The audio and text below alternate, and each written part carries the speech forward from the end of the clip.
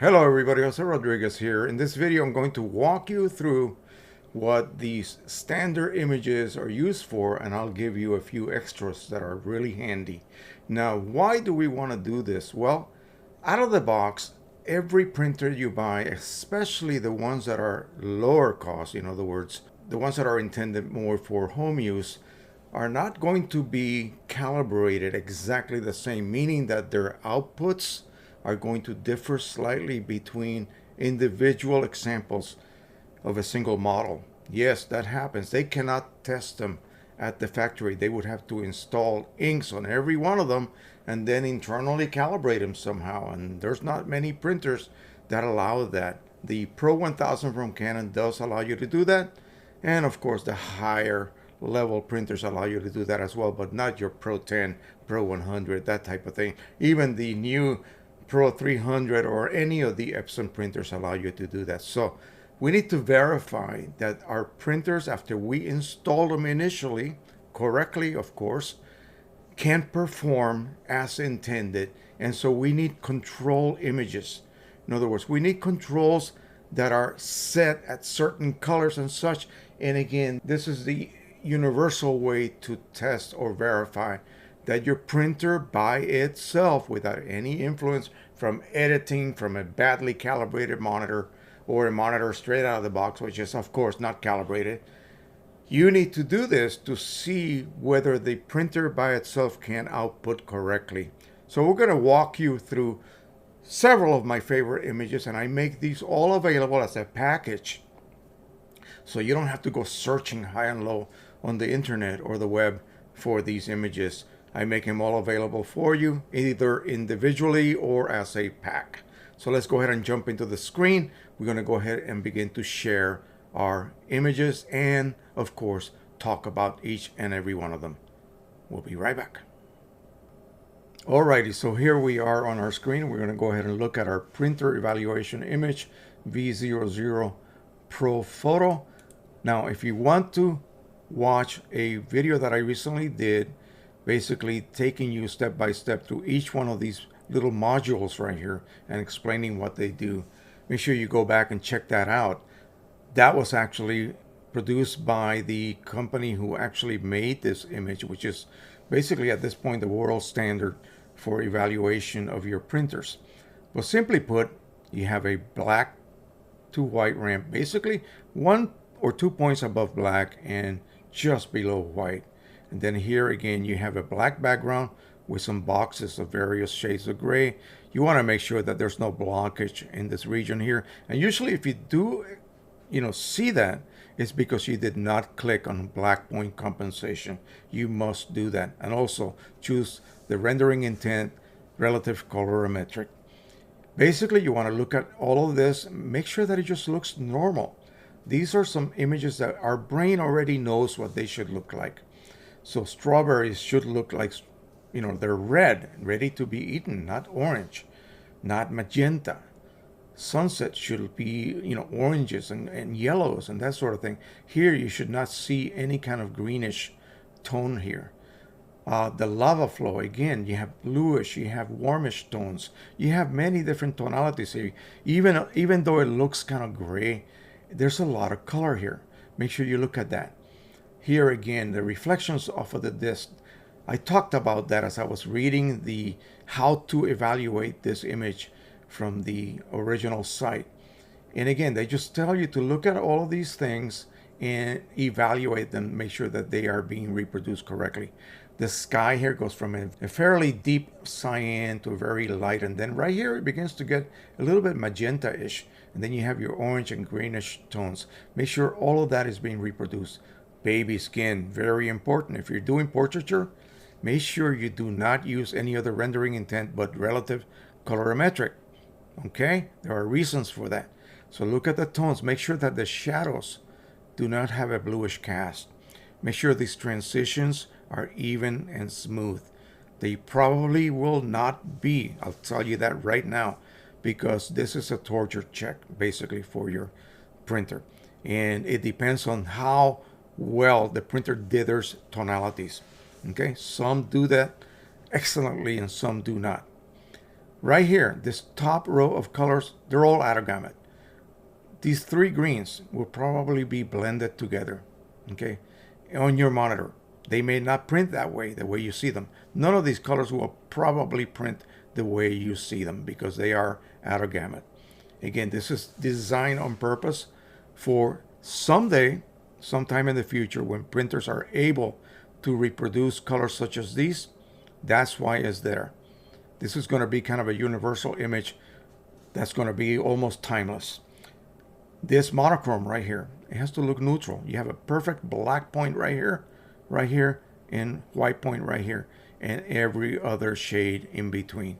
So again, it's the perfect image to determine whether your output is neither too light, too dark, too contrasty, too flat. You know what I mean. So again, this will show you immediately when you look at it. Look at your printed result under a bright light source.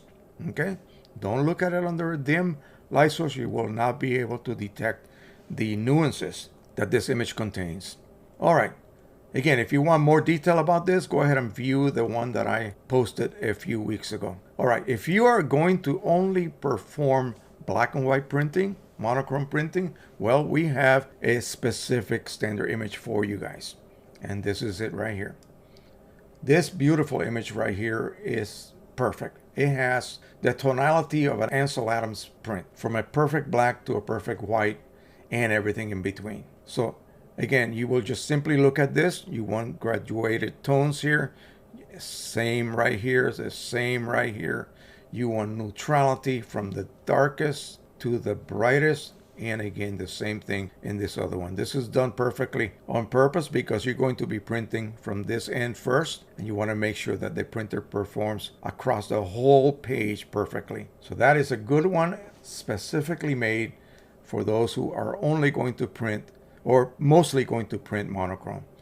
Now, if you want to really torture your printer, make sure that you use this one here. This will determine whether your printer's dithering is as close to perfect as possible. Of course, it's not going to be, so don't expect miracles. These three images will probably print just fine. Okay, they're not very demanding. Some colors here are out of gamut, so they will pose a threat to your printer.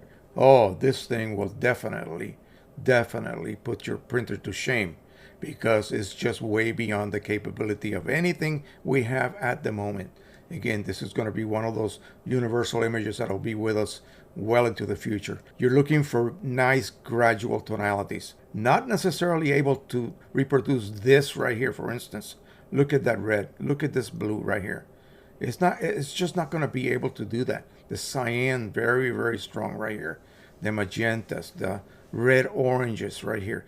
And you want to see smoothness. That's what you're looking for. The same thing here. All of these graduated tones have to be reproduced smooth without any abrupt banding between one point, in other words, one density and another density, or one saturation and another saturation point. These little spheres right here, again, they will test the heck out of your printer. They go from fully saturated to white, and from white to black, okay?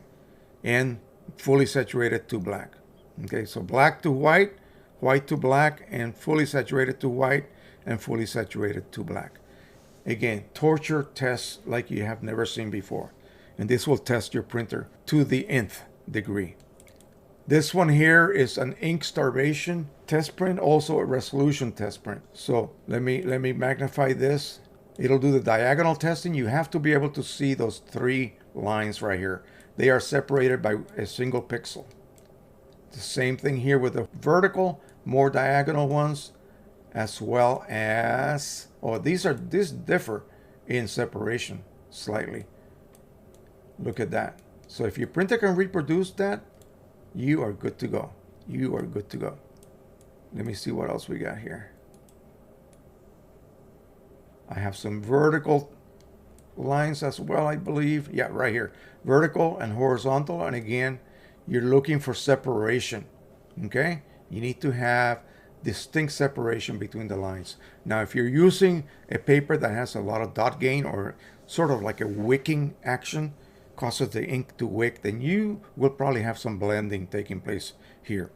Okay? So there's not much you can do about that. Some papers have that fault, if you will. So let's go back to the regular image. So here we're going to have saturated colors, then saturation to white, and then a blending. Oh, this is going to be torture. Okay, pure torture. Blending of tonalities. So you have red, orange, yellow, green, and so on all the way down. These areas here, you want to see smooth transition. You don't want to see vertical banding, in other words, where it has to abruptly change tonalities. White, 255. They are assuming that anything below 13, you're not going to be able to reproduce. But sometimes you can, especially if you choose black point compensation. Color checker passport, for those of you who have that from X-Rite, here's the image. And let's see, we have many variations of this standard image. Let's go through some of these. Here's one that I like to use a lot. So you can see simply a lot of the images are the same. This one here's the same. Some new ones. This one is the same. Of course, we have the babies and the still life section, and again all of these, and simply, you say, well, how am I going to evaluate this? Does it look normal to you? That's how you evaluate it. Is this perfectly neutral? Okay, and you need to have a neutral control to visualize this right next to it. I suggest you buy a photographic gray card and use that to determine whether your output is actually neutral or not. The lighting that you use will determine whether you see it slightly off or not. Even though it might be perfect, the lighting might have a different color temperature from what you should be viewing at. You should be using a daylight source. And of course, if it does not look like your control neutrality card, then your printer's not outputting correctly, simply. Okay, another variation right here. And again, there's so many of these available. It's almost confusing. But again, you can just continue to use whatever image you happen to find. And again, you can find all of these as a pack on my Facebook group if you just go to the Files tab and download the complete pack or each one of these individually. Here you have transitions again from white, and it's merging into slight, very light tonalities, becoming darker, more saturated and more saturated. You can see there's banding here already. Okay, this is my monitor. My monitor cannot handle this, even though it's a fairly good monitor. Don't worry about it because the image will not have that. Okay, it's just your monitor, as in my case. Here we have another variation. Again, these are all practically the same. They're simply sharing images. Here's another one. And yet one more. As you can see,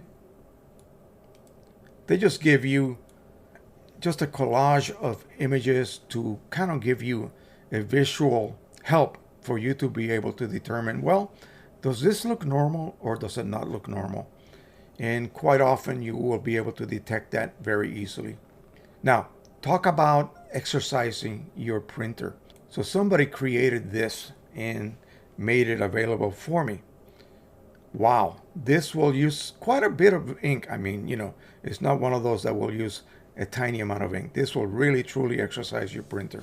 Again, it's just a bunch of color bands, varying widths, and that is really what you need to be able to truly exercise your printer. Simply printing wide bands of one color just doesn't do the job. And by the way, when you do that, when you print something like this, make sure that you choose a photo paper and then the highest resolution, and then no color management in the driver. Okay, that forces the printer to print as pure from the actual channels without too much so-called compositing. Okay, the colors will not look correct. Okay, the colors will not look correct. They will not match what your monitor is showing because you're not using color management. Okay, it's like printing a profile chart, but that will exercise your printer the most. All right, another one that somebody created is just a bunch of little lines.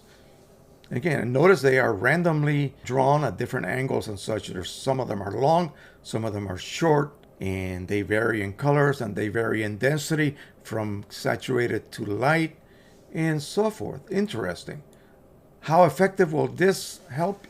I don't know. I haven't tried it yet. This one's a single density, as you can see, and this one differs in density from dark to nothing. And that theoretically is supposed to be a good thing. Here's a very, very light gray line. Again, who knows? All right, so I think, let's see, did we cover all of the images? That's about it. Yes, we did. All right, let's go back to me. And so as you can see, there are many types of evaluation images. Again, just stick to the two that I mentioned, the black and white one and the color one. That's all you really need to run. And if you want to test or torture your printer a little bit, use some of the other ones. And of course, if you need something to exercise your printer while you are not printing, make sure you print those exercising type images every few days. That way the printer will be kept unclogged and happy. All right. I hope you enjoyed this. Don't forget to subscribe, share, and like. And of course, as always, happy printing, everybody, and bye-bye.